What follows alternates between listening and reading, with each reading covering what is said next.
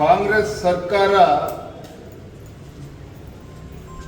ಇದೊಂದು ನಾಲಾಯಕ್ ಸರ್ಕಾರ ಅಂತೇಳಿ ರಾಜ್ಯದ ಜನ ಮಾತನಾಡ್ತಾ ಇದ್ದಾರೆ.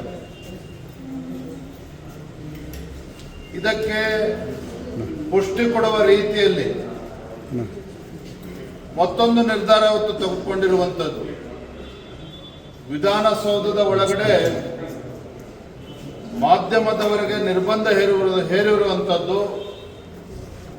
ಭಾರತೀಯ ಜನತಾ ಪಾರ್ಟಿ ನಾವು ಇದನ್ನು ಬಲವಾಗಿ ಖಂಡಿಸ್ತೇವೆ. ಇಂಥ ಒಂದು ಪ್ರಜಾಪ್ರಭುತ್ವದ ವಿರೋಧಿ ನಡೆ,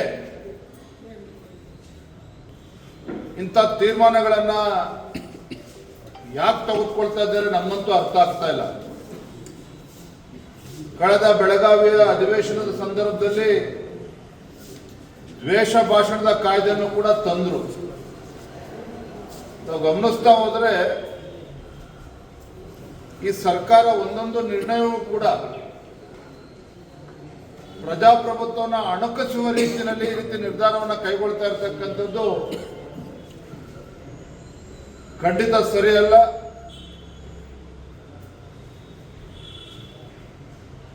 ಇಂಥ ಒಂದು ನಿರ್ಧಾರವನ್ನ ರಾಜ್ಯ ಸರ್ಕಾರ ಹಿಂತೆಗೆದುಕೊಳ್ಬೇಕು.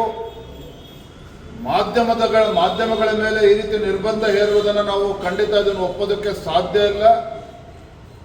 ಪ್ರಜಾಪ್ರಭುತ್ವ ವಿರೋಧಿ ನಡೆ ಅನ್ನೋದನ್ನ ಮತ್ತೊಮ್ಮೆ ನಾನು ಈ ಸಂದರ್ಭದಲ್ಲಿ ಹೇಳೋದಕ್ಕೆ ಇಚ್ಛಪಡ್ತೇನೆ.